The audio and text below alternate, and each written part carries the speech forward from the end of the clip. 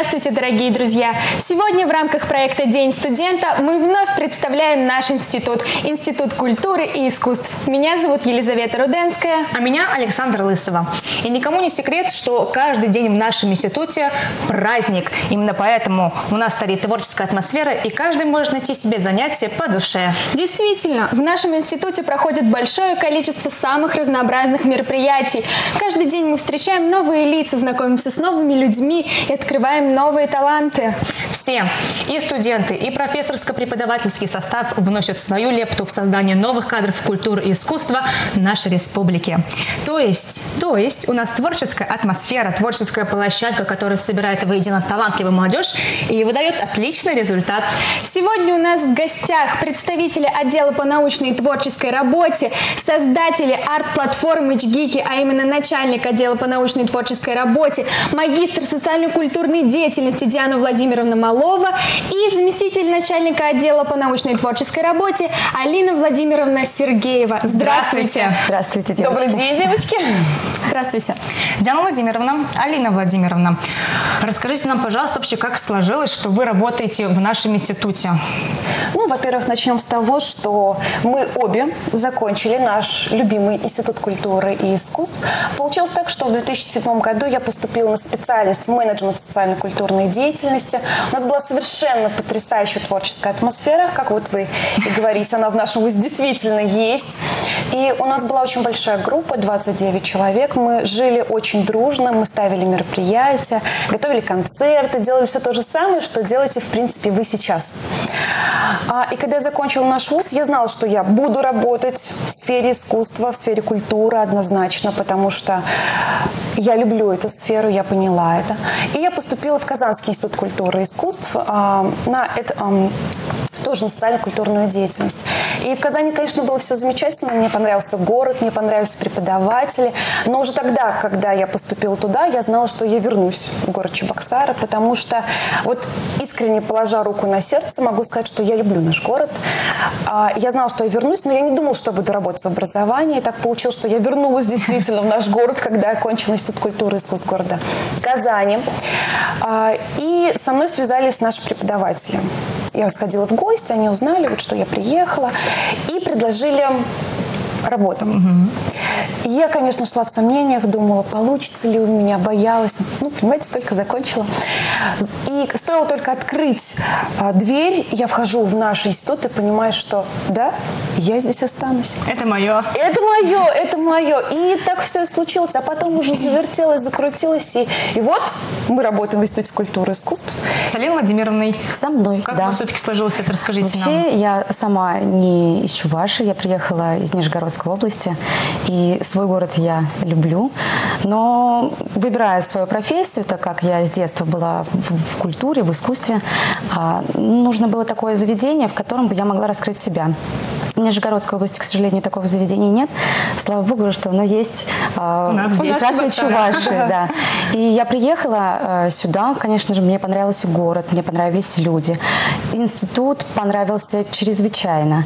Я закончила 2 направления подготовки. Менеджмент социально-культурной деятельности, а также режиссуру. Да. И обучаясь вот все эти 6 лет, я принимала участие во всех мероприятиях и также помогала, еще будучи студентом, проводить конкурсы как волонтер. Потом мне начали давать какие-то другие задания. И как-то так все плавно перетекло. И я как бы благодарна Диане Владимировне, руководству нашего института, что они дали такую мне возможность плавно остаться. Я даже сама этого не заметила, честно говоря. Вот. И мы в таком темпе работаем. Кстати, меня взяли без опыта работы. Это очень приятно. Не везде такое встретишь. И вот мы как раз плавно подошли к вашему детищу. Что же такое арт-платформа «Чгики», какие проекты реализуются, что вообще входит в деятельность? Значит, арт-платформа «Чгики» — это действительно то пространство, которое мы старались создать удобное, и то, которое собирает людей и дает им возможность творчески самовыразиться. Это то пространство креативное, которое направлено на деятельность человека не как потребителя или как представителя какой-то организации, а как человека, создающего себя как продукт личности. Вот. И мы надеемся, что у нас это получается. Да. Получается. Можно сказать, как участники, непосредственные зрители.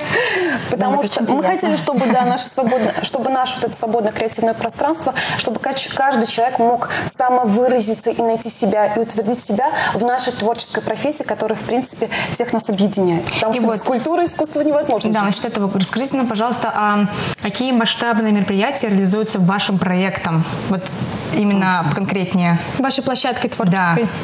Ну, как бы наш учебный год начинается с такого большого конкурса-фестиваля хореографического искусства, который называется «Танцуй». Это наше детище, которое мы сами придумали, сами начали его развивать, и вот уже 3-й год появляются люди, которые звонят уже по поводу этого конкурса нам заранее. Кстати, конкурс является международным. Международным, да. Участников огромное количество. К нам приезжали и приезжают из Бурятии, из Алтая, из Казахстана, из Узбекистана. Это Пенза, Пермь, Москва, город Санкт-Петербург. Почему к нам приезжают? Во-первых, потому что мы приглашаем совершенно профессиональное жюри, которые являются представителями высших учебных заведений, расположенных на территории России. У нас организован потрясающий оргкомитет, которым являются студенты направления подготовки социально-культурная деятельность, которые встречают эти коллективы, провожают, делают репетиционные блоки. И вот это все объединяет наше креативное пространство. И наш фестиваль обычно длится 3 дня. Это первых 2 дня – это конкурсные дни, это мастер-классы. И, конечно же, в конце потрясающий гала-концерт с театрализованным представлением, когда мы стараемся сделать настоящий праздник для детей. Ну да, вот вы были удивительными мимами, вас запомнили. Просто. Про мастер-классы, может, расскажем? Да. Вот наши фестивали отличаются именно проведением мастер-классов. Вообще, в данном конкурсе просматриваются все направления хореографии, от народного до современного, эстрадные танцы, совершенно все направления. Мы приглашаем жюри, тоже стараемся приглашать по каждому направлению, и, конечно, из других городов. Это все равно притягивает внимание и дает какое-то развитие нашим конкурсантам. Ну и, конечно, нам самим очень интересно пополнять новые знакомства. Каждый член жюри с удовольствием проводит мастер-классы, тоже по каждому направлению. Вот расскажите нам поподробнее, кого все-таки вы приглашаете в жюри? Да, каких? Конечно. Вот смотрите, в этом году к нам приехало 3 потрясающих члена жюри. Это, конечно же, Марченко Сергей Евгеньевич, хореограф Института современного искусства. Также он работает еще в Московском институте культуры и искусств. Преподает там современную хореографию. Кроме того, что он преподает хореографию, он еще ездит за границу и сам проходит много курсов. И мастер-классы посещает. То есть постоянно развивается действующий хореограф. Также к нам приезжала Афанасьева Наталья Викторовна. Это директор школы танца «Экситон». Это один из известнейших коллективов в нашей стране именно эстрадного танца, детского эстрадного танца. И, конечно, мы рады, что получилось приехать к нам на фестиваль Шишкину Алексею Павловичу. Он приехал к нам из города Самары. Мало того, что он профессор кафедры хореографии в Самарском институте культуры и искусств. Кроме того, он проводит свои большие фестивали, такие, как всем известные «Роза Хутор». Это Болгария, Казахстан, Россия. Да. 3. И мало того, что они дают мастер-классы, мы сами подпитываемся энергией от них, узнаем какие-то новые фишки, делимся с ними. И самое главное, что каждый из них рад приехать к нам обратно и посидеть в жюри еще раз и познакомиться с нашим городом. И это очень приятно, кстати. Спасибо. Чтобы одним глазком заглянуть в ту атмосферу, которая царила во время фестиваля конкурса «Танцуй», давайте посмотрим наш следующий видеосюжет. Здравствуйте, дорогие друзья! Сегодня в нашем институте проходит международный фестиваль-конкурс «Танцуй». И давайте же скорее познакомимся с нашими участниками.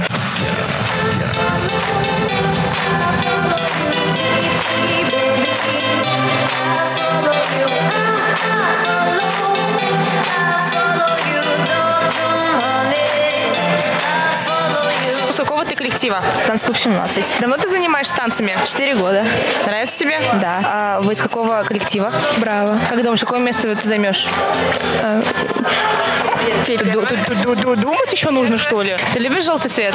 Да. Я очень люблю желтый цвет. Спасибо. Ты из какого коллектива? Изумрудный город. Из какого города? Казань. А Чебоксары нравится? Да, мы тут 3-й раз. Как ты думаешь, какое место займешь? Вы займете, друзья. Гран-при. Надеюсь. Ну или 1-е место. Удачи тогда вам. Спасибо.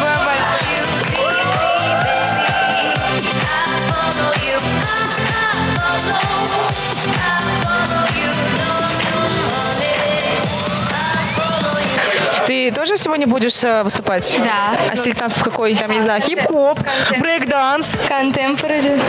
И все. Все 3 танца контемпорари. Как называется сегодняшний конкурс? Талант. Танцуй. Ну, почти с первого раза, ну ладно.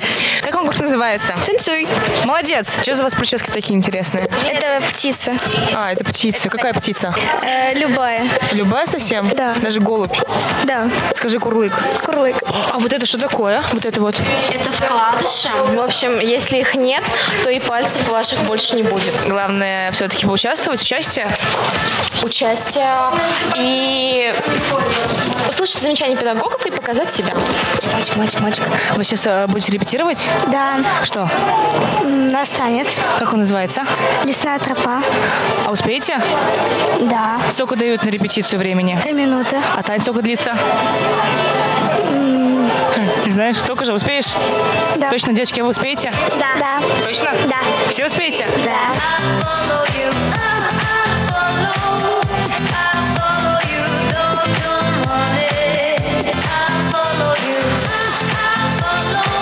Какие у вас вообще впечатления от этого конкурса? Впечатления положительные, совершенно очевидно. Конкурсанты все разные очень. Как и на любом конкурсе должно быть, и это нормально абсолютно, когда есть, скажем, дети постарше, есть дети помладше, и все они совершенно разные, и разной подготовленности. В целом ощущения хорошие, впечатления хорошие от организации, все очень лаконично, все очень сдержанно, спокойно, нет никакой беготни. Это очень важно на фестивалях, когда нет, скажем, каких-то нервных потрясений. Все очень ровно выглядит, гладко, и это большая, наверное, заслуга организаторов фестиваля в том числе. Поэтому у меня очень хорошее впечатление фестиваля, кстати. Давайте поговорим о еще одном значительном мероприятии, в котором мы с Лизой приняли участие, так же, как и многие студенты нашего института, а именно о фестивале-конкурсе «Межкультурный диалог». И нам бы хотелось услышать все-таки поподробнее насчет этого конкурса. Хорошо. Действительно, это было потрясающее мероприятие. Это был не просто фестиваль, это был выигранный нами проект. Мы подали заявку на грант, и Росмолодежь одобрила 5 наших проектов, и в числе этих 5 проектов как раз и был межкультурный диалог. И нас, конечно же, поддержало руководство нашего вуза, Министерство культуры Чувашской Республики. И потому этот фестиваль прошел на очень высоком организационном уровне. И специфика его заключалась в том, что у нас были 4 номинации. Это хореография, вокал, художественное слово и театральные миниатюры. И студенты-иностранцы, проживающие на территории Российской Федерации, подавали заявку, чтобы принять участие в этих номинациях.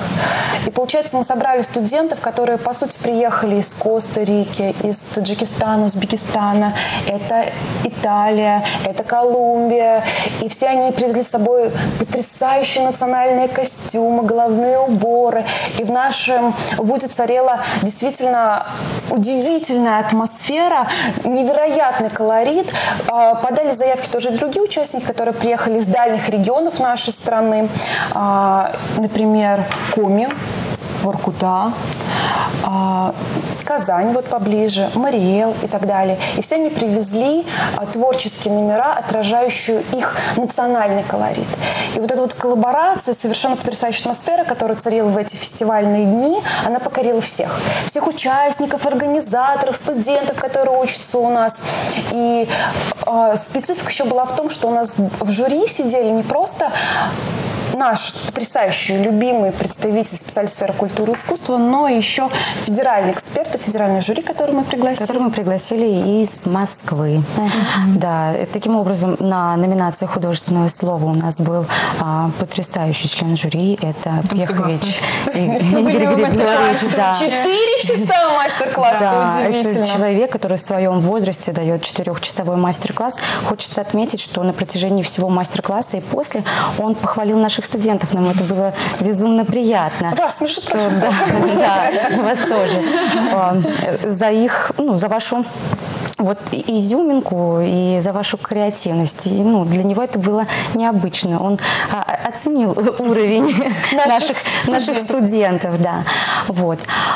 Также к нам приехала Водяницкая Лаура Игоревна. Она заместитель заместитель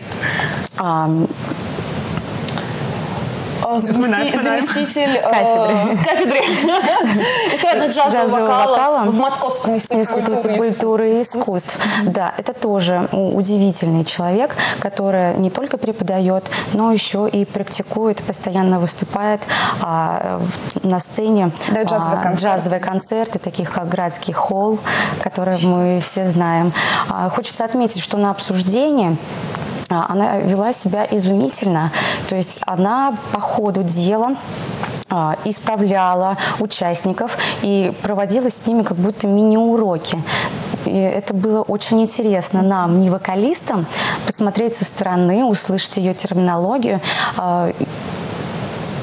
Так завораживающе, очень завораживающе. И что еще было? По хореографии приехали к нам Гусевы. Семья Гусевых, Валентина Владимировна и Геннадий Петрович.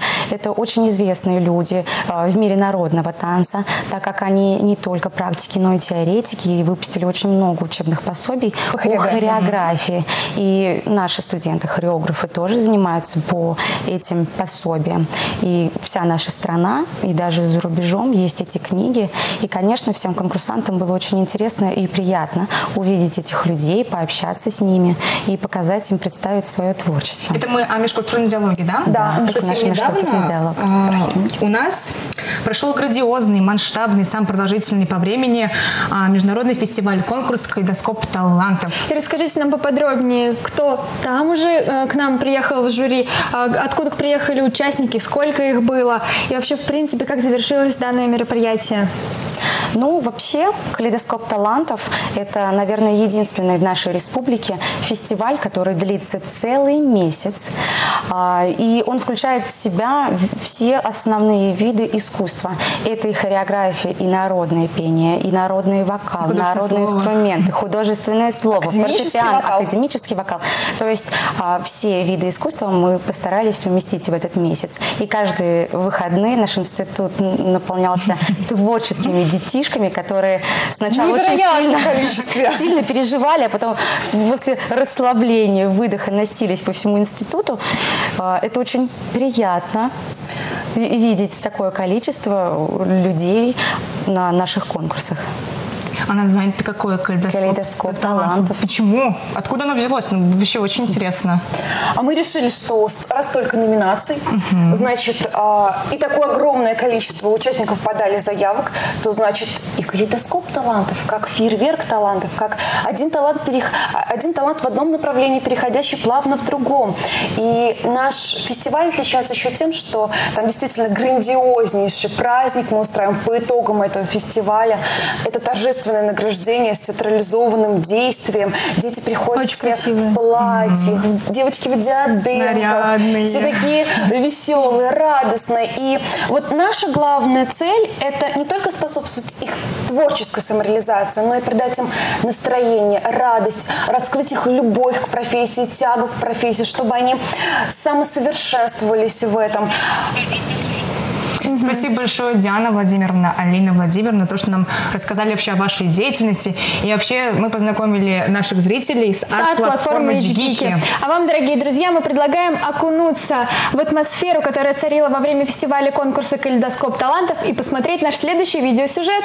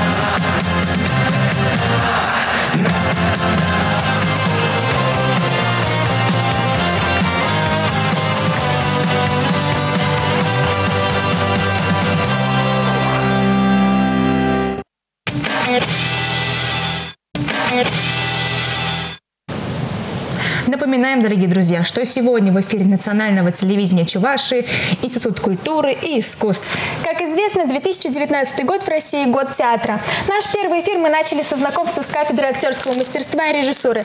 И как символично, что сегодня мы завершаем знакомство с нашим институтом, представителями кафедры, которые имеют непосредственное отношение к театру. Сегодня у нас в гостях доцент кафедры актерского мастерства и режиссуры, народная артистка Чувашской республики, лауреат всероссийского конкурса Лариса Владимировна Родик и выпускник нашего института, заслуженный артист Чувашской республики Александр Смышляев. Здравствуйте. Здравствуйте. Здравствуйте. Лариса Владимировна, расскажите, какие дисциплины вы преподаете у нас в ВУЗе? Ну, сейчас я преподаю и актерское мастерство, и сценическую речь. А начинала я как преподаватель по сценической речи, работая на курсе у народного артиста СССР Валерия Николаевича Яковлева. Да, вот представитель первого нашего выпуска – это как раз Александр Смышляев. Тогда я у вас преподавала только сценическую речь, но на третьем курсе уже и актерское мастерство. Вот два моих предмета. Расскажите, пожалуйста, немножечко о выпускных курсах. Вот как раз речь у нас зашла. Как вы относитесь к своим выпускникам? Как к бывшим студентам или уже как к коллегам, поскольку вы являетесь актрисой Русского драматического театра? Или конкурентам? Нет, только как к коллегам. Я еще когда преподавала, я задавала себе этот вопрос и думаю, как будут выстраиваться эти взаимоотношения. И тогда сама себе сказала, что это мои будущие коллеги. И так я и, в принципе, и позиционирую себя до сих пор. И никакой назидательности, никаких замечаний. Разве что, если только кто спросит совета, я всегда готова помочь. А, в общем-то, это мои молодые коллеги, и мы на равных существуем. А как вам удается совмещать работу в театре и в ВУЗе? Это же так сложно. Это на самом деле непросто. Это первое время было очень сложно, а потом с годами у меня как-то сложилась уже своя система. Утром репетиции в театре, потом бегом в институт, потом из института бегом на спектакль. В общем-то, как-то я уже вошла в этот ритм и по-другому себя уже как-то и не представляю. Спасибо. А что вы можете посоветовать абитуриентам, которые нас сейчас смотрят? И что можем сказать еще им? Я хочу посоветовать готовиться. Да, во-первых, действительно, это нельзя так просто. А не пойти ли мне в артистки? К сожалению. За молоком пошел в магазин, а потом, в принципе, вступительные в ЖГИКе. Нет, надо готовиться. Надо себя вообще готовить в каком плане? Заниматься танцем, вокалом, смотреть спектакли, потому что бывает даже до абсурда доходит. Приходит девушка поступать на актерский факультет, ни разу не придя ни в один театр, ни в русский драматический, ни в чувашский академический, не зная артистов, не зная репертуара. Думаешь, боже ты мой, какая самонадеянность, или что это, как это вообще называется? Ну, в общем, надо готовить себя к этому. Да, и, кстати, дорогие зрители, у нас завтра в нашем институте 6 апреля день открытых дверей. В 11:00 начало. И мы вас всех ждем. Приходите, будет очень интересно. Мы все там будем принимать участие. И вот, кстати, насчет абитуриентов. Александр, вы же тоже были когда-то абитуриентом. Расскажите нам, пожалуйста, про свой опыт. Как все-таки вы поступили, чего боялись и в чем были уверены? Я сейчас скажу, как я боялся. А вначале я думал, мне это все легко дастся. Все это легко дастся, потому что я это представлял абсолютно по-другому. Я жил в деревне. Чебоксар для меня был как Токио. Я приехал сюда абсолютно из не глухой, конечно, деревни, но все равно из деревни. И когда начались первые пробы у нас, или это, как сказать, первый тур, так сказать, вот, я так разволновался, что у меня зубы все болели. Но я желал показать, что я умею. Я умею играть на гитаре. Я взял гитару, спел песню, там прочитал стихотворение, но я волновался. Я помню, я волновался. Вот это ощущение страха, что я сейчас что-нибудь натворю, что-нибудь не то сделаю. У меня оно нам знакомо. Вот, да, вам знакомо, да? Ну вот тогда у меня так было. Но жажда познания что-то интересного, вот именно что интересного было в актерской профессии, мне вот это было. Пока мы немножечко не зашли вперед, у нас есть архивные кадры юбилейного вечера Ларисы Владимировны. Давайте посмотрим.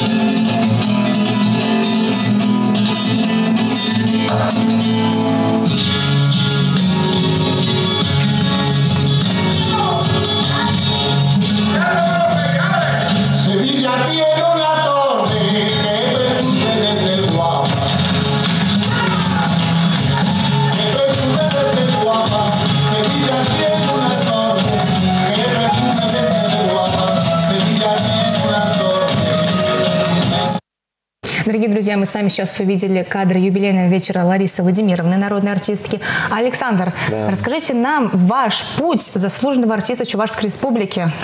Путь. Я думаю, путь, да вообще вот заслуженный. Вот когда вот говорят, ты вот заслуженный артист, это немножечко мне это не то, что коробит, а я как-то артист, он должен быть всегда как в познании, жажда познания, чтобы не было такого, вот я заслуженный, все, я остановился. Я остановился, все, мне дали заслуженную, и я вот все, я остановился. Нет, надо развиваться дальше. Не то, что я вот стремлюсь к народному, там дальше получить мне народного, там еще. Никому не намекаю, конечно. Я никому не намекаю, конечно, да.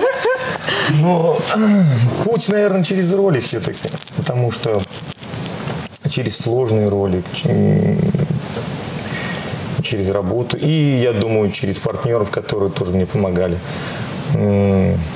Театр – это тоже школа своего рода. Потому что мы, когда пришли в театр, мы все равно чему-то вроде бы научились, но как котенка вот ставят вот на пол, и он ходить пытается. И вот мы также пришли, и вот с нами то же самое было. И нас потихонечку направляли, иди вот туда, туда. Это я имею в виду на сцене, когда уже в театре. И вот насчет института, все-таки какое у вас наиболее яркое воспоминание сохранилось у вас о студенческой жизни? Знаете, вот наиболее, вот одно воспоминание, вот такого нет. Потому что это у меня вот, она такая лента всего, 5 лет мы там учились. За 5 лет мы все так сроднились, все такими, как родными стали. Что только не было, чего только не было. Мы ездили на Всероссийский форум в Москву, театральных школ, там выступили, смотрели спектакли в столице. И в Казань мы ездили, дипломные спектакли. И сама жизнь вот эта студенческая, она все равно, у меня нет такого, что вот мне вот один только вот такой вот момент запомнился и все. То есть это вся жизнь студенческая, она вот это вот как целое воспоминание огромное, интересная жизнь была у нас. Так они всем курсом и перешли в театр. Они продолжают вместе быть. У нас целевой курс был. Мы все вместе попали в театр. Так вас и связал Чувашский государственный институт культуры и искусств по жизни теперь вместе. Расскажите, пожалуйста, как вы пришли к тому, что театр – это именно дело в вашей жизни? Вот, честно говоря, в школе еще, наверное, еще в детстве. Мне нравилось все изображать кого-то. Мне лет 5 было. Папа там мотоцикл заводил, я в деревне жил, да? Он заводил этот мотоцикл, газовал, он не мог завестись. Я вот запомнил это. И раз ночью, то есть ложимся спать, у нас большая семья, 4 детей, все спят, и я и начал газовать, мама, тихо, спят. И вот, то есть, начинается вот это с малого, как сходил в клуб, пришел из клуба, показывал, как кто танцует там. Один так танцует, другой так танцует. То есть, вот это вот, наверное, зачатки шли. Я кино смотрел, мне хотелось все-таки в кино сниматься, вот это вот. А театральную жизнь я не видел, потому что я не ходил в театр. У меня такой не было возможности. А когда я попал в театр, уже увидел этот театр, все-таки меня немножко ошеломил в том смысле, в хорошем смысле ошеломил. И да, вот это все-таки было, вот это, наверное, и мне и говорили, тебе надо в театральный, и потихонечку это развивалось, и поступил. Как вы считаете, какие роли, сыгранные на сцене Русского драматического театра, стали для вас наиболее удачными? Удачными? Это как немножечко, наверное, пафосно будет. Знаете, вот у меня вот эта вот удачная роль была, я сейчас скажу, какая роль. Не знаю, как сказать удачная роль. Мне вот нравится роль Хлестакова, допустим, Раскольников вчера играл. Вместе играли с Владимиром. А я вот недавно смотрела «Темные аллеи» Бунина. В «Темные аллеи» я недавно попал туда, потому что один актер... Вы смотрели? Да, я смотрела, приходила в феврале. Вот я могу только, может быть, судить, вот как вы посмотрели, как вам спектакль, вот только так. Потому что я всегда себе планку задаю большую. Саша учится на таких ролях, это же какие образы, да? Хлестаков, в «Преступлении и наказании» Раскольников. «Венецианские близнецы», 2 роли там у меня, где я со сцены почти. То есть с хорошей драматургией, когда начинает молодой артист, тогда есть на чем расти. В этом плане мне тоже повезло, да, конечно. Потому что я помню, когда Ашот Георгиевич у нас еще работал, режиссер, он сразу меня нагрузил такими сложными ролями, как вот Хлестакова. Это тоже сложная роль. «Преступление и наказание» Раскольникова. «Человек рассеянный» тоже. Я там практически тоже со сцены не уходил. То есть они меня, эти роли, постепенно они меня как-то подстегивали. Давай, работай над собой, работай еще. Ты мало делаешь, мало. Нет, но все-таки, мне кажется, должны быть роли, которые есть, которые больше всего нравятся, а которые нет. Ну, любимые же роли могут быть. Любимые роли? Лариса Владимировна, может, у вас есть любимая роль? Нет, любимыми как раз являются те, которые тяжело даются, Да. вот через которые проходишь вот просто как, ну как 9 месяцев до рождения ребенка, понимаете? А то, что легко дается, оно как-то и не ценится. Неинтересно даже. Ну почему? Это наша профессия. Мы даже в неинтересном должны найти. Искать интересно, чтобы Совершенно зрителю верно. было интересно. И сам, если не влюбишься в этот процесс, то и, ну чего ж греха таить. Мы прекрасно понимаем, что если мы не заинтересованы, то оно ничего и не получится. Правда же? Да. Поэтому любимых, нелюбимых не должно быть. Ну, как-то каждая роль, она по-своему. По-своему любимая. Любимый, да, потому что это же образ. Каждый образ, он по-своему. Ты стараешься влюбиться в него. А можно вас спросить, что вы делаете перед выходом на сцену? Как успокаиваете себя? Я знаю, что делает Саша. Он молодец. Он разминает речевой аппарат. Как у нас учится Лариса Владимировна. Да. Он ходит и скороговорки, звукосочетания произносит. Одно время мы даже с ним выходили на сцену вместе, это делали. И это правильно, потому что артист должен все время быть в форме. И вот, получая диплом, некоторые думают, что ну все, я уже готовый артист, и мне это не обязательно. Я всегда вот поражаюсь, как вокалисты, они распеваются всегда, правда, хореографы у станка и так далее. Но почему мы себе, драматические артисты, можем позволить не готовиться? Это просто меня вот как-то возмущает. Лариса Владимировна, у вас недавно был мастер-класс, о котором мы все знаем. Может, Александр нам что-нибудь покажет на практике, как это работает? Мне кажется, телезрителям будет очень интересно. А что вам надо? Ну, не Стрельникова, может быть. Сейчас подышим вместе. Это вы как раз должны показать. Ну, вы расскажите сейчас о мастер-классе это вашем. Ну что, это первый мастер-класс был посвящен проблемам публичных выступлений. И были приглашены бесплатно все желающие в Русский драматический театр. Как оказалось, желающих было много, и они захотели продолжение. Да, аппетит приходит во время еды. И продолжением было вот 3 числа дикционный тренинг. Недавно. Да, мы пригласили студентов нашего курса. Они третьего курса. Актеров. Да, и они демонстрировали, как мы работаем на занятиях по сценической речи, артикуляционный аппарат, массаж, гимнастика и так далее, и так далее. Вот. И вы знаете, сначала, конечно, легкий шок. Всем кажется, что это невозможно. Но когда начинают пробовать, это же все повтор, за счет повтора. А мышцы имеют память, они запоминают. Да, и в конце 1,5 часа пролетели незаметно. Да, вот Александр, скажите, покажите нам. Я думаю, это реально будет очень интересно. Лариса Владимировна, а давайте упражнения все вместе выполним, которым с тобой все вместе, которым вы нас сегодня с парой отпускали. Сегодня тоже был тренинг, и в конце занятия я сказала так: не выйдете, пока не скажете мне скороговорочку одну. Я, пожалуй, здесь останусь. Ложечка ты моя желобоко-выгибистая, желобоко-выгибистая, да с выпад-выпадвертом, с выпад-выпадвертом, да перепад-выпадвертом. Давайте по очереди. Я минус. Так, ложечка ты моя желобоко-выгибистая, желобоко-выгибистая, да с выпад-выпадвертом, с выпад-выпадвертом, да перепад-выпадвертом. Молодец. Ложечка ты моя желобоко-выгибистая. Ложечка ты моя желобоко-выгибистая, желобоко-выгибистая, да с выпад-выпадвертом, да с перепад-выпадвертом. Браво. И я ушла с пары вторая. Вот, кому интересно. Саша. Я посижу. Добыл бобов. Полегче какой-нибудь может быть. Бобыль-бобков. Молодец.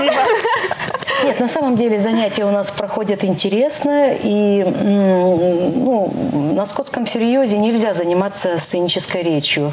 У нас много смеха, мы смеемся над собой. Зеваем. На ваших занятиях можно зевать спокойно. Зритель неправильно поймет, Нет, что вы значит объясните, зеваем. почему зеваете. Нет. Почему вы зеваете? Для чего? Для чего вы зеваете? Кислород поступает в мозг за счет того, что мы делаем артикуляционные И упражнения. не только. Мы поднимаем купол неба, да, чтобы звук был не плоским, а был объемным. Да. Ну, в общем, короче, у нас началось занятие. Продолжается. Александр, а как вы разминаетесь? Да, Вот так он разминает. Нам полезно. Нет, на самом деле, до спектакля, за 2 часа до спектакля я приезжаю обычно, ну, бывает, может, поменьше. Я обязательно разогреваюсь, потому что я знаю, Лариса Владимировна настоящий профессионал своего дела. И даже просто вот... Если смотреть со стороны, ну вы знаете. Мы знаем. Если я зрителям скажу, если стоять за кулисами, смотреть, как профессионал на сцене существует, это видно. Видно, какая речь, как она преподносит это. И все-таки очень И поэтому интересно. она как-то, Да. Лариса Владимировна, я к ней подхожу иногда, говорю, Лариса Владимировна, как вот это вот так вот, а как вот, что значит фиксированный выход? Не выход, а как, выдох. Фиксированный, ну, это Покажите. непонятно было. Это как? Бум-зум-дум. Я иногда еду в машине так. Бум-зум-дум-лум. Опустите, пожалуйста, так, молодой человек. На светофоре стоит человек, так раз нагнул, смотрит, думает, чем я там занимаюсь? А он говорит, губа зачесалась. Нет, это важно, это очень важно, разогреться перед спектаклем, потому что это то же самое, как в спортзал пришел, сразу пошел в штангу. Все, а что там будет? Нет больше. Все, тебя унесут там. И все-таки нам очень интересно, как вы из простого студента, как мы с Лизой пока еще стали заслуженным артистом Чувашской республики лайфхаками. Секретиком? Я даже не знаю. Какой Он был плотно занят в репертуаре. Все ведущие роли были его. Понимаете, он рос вместе со своими ролями. Это, извини, что я за тебя отвечаю. Вы лучше ответите, чем Со стороны я. виднее. Ну, у Саши действительно богатая актерская природа. У него и органика. Вот он говорит, я деревенский парень. Я считаю, что, может быть, и поэтому вот природа взрастила вот такого мальчишку. И знаете еще что? Может быть, да, природа, может быть, да, но все-таки школа. Вот брать институт культуры. Я так благодарен Богу и вообще судьбе, то, что я вообще туда попал, в институт культуры. Потому что был момент, когда я хотел, чтобы в техникум я хотел тогда поступить, по-моему, ЖД-техникум в Алатыре. Ну, у меня душа прям лежала. Это абсолютно. Потому что я хотел, а не было. Тогда же не было в Пошла бы Чебоксарах. линия жизни совсем. Да, я где-то там. Алян, давай там. Все, другой человек был бы, наверное, все-таки стал бы. А может и нет, кто знает. Но все равно, и я про что говорю, сейчас уйдем куда-нибудь не туда. То, что большое значение имеет все-таки школа. Школа – это педагоги. Лариса Владимировна. Валерий Николаевич. Валерий Николаевич Яковлев, мастер наш. Это да. Это Валерий Николаевич Яковлев. Он мне говорил несколько слов. Я не понимал, допустим, да. Прошла неделя. Гениально. И он мне говорил зерно моей роли. Я, допустим, не мог сначала понимать, но когда я понимал, и я доверял полностью. Вы знаете, это счастье доверять своему режиссеру и мастеру. Это счастье, настоящее счастье доверять, потому что он знает, как тебя вести куда, и ты ему доверяешь. И мы, педагоги, тоже учились у него, потому что вот 10 лет работая на курсе Валерия Николаевича, я вот благодарна судьбе, что вообще работала у него на курсе. Считаю, что у меня было 2 педагога. Это мой первый педагог Гиппиус Сергей Васильевич, мастер мой, и вот второй Валерий Николаевич. Мы тоже учились вместе с вами у него. И до сих пор, вот сколько я уже, у меня сколько ролей уже, много очень ролей тоже. Я вот все, что было в институте сказано Валерием Николаевичем, Ларисой Владимировной, Галиной Анатольевной Холопцевой, все это применяется. И мне это помогает в моей работе. Это счастье просто. И то, что я встретил таких людей. Вот Валерий Николаевич Яковлев, Галина Анатольевна Холопцева, Лариса Владимировна, все, Татьяна Петровна Ефанова. Я просто благодарен им. Это большое счастье было, то, что вот я вместе с ним был. Замечательно. И на этой потрясающей ноте мы еще раз приглашаем вас, дорогие друзья, завтра к нам на День открытых дверей в 11 часов. Будет очень интересно, приходите все вместе. Спасибо вам большое, Лариса Владимировна, Александр, за то, что рассказали нам про особенности своей профессиональной деятельности. И завершаем мы нашу программу фрагментом спектакля «Человек рассеянный», в котором главную роль исполнит заслуженный артист Чувашской Республики и выпускник Института культуры и искусств Александр Смышляев. А вам, дорогие друзья, мы желаем творческих успехов. В эфире был Чувашский государственный институт культуры и искусств. До встречи! Так. А. Арис. Б. Бегемот. В. Воробей. Г. Гриб. А. Б. Б. Г. Д. Дятел. А. Б. Г. Д. Е.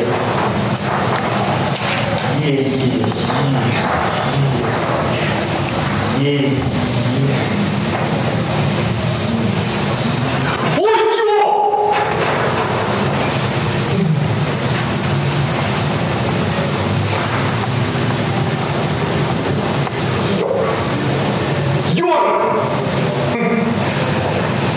Ёжик жил у нас в углу, ел и спал на полу.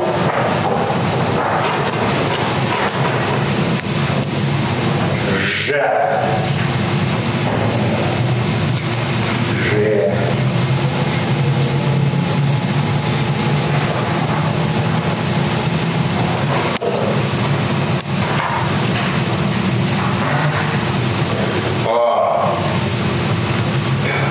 Жил человек рассеянный на улице бассейн.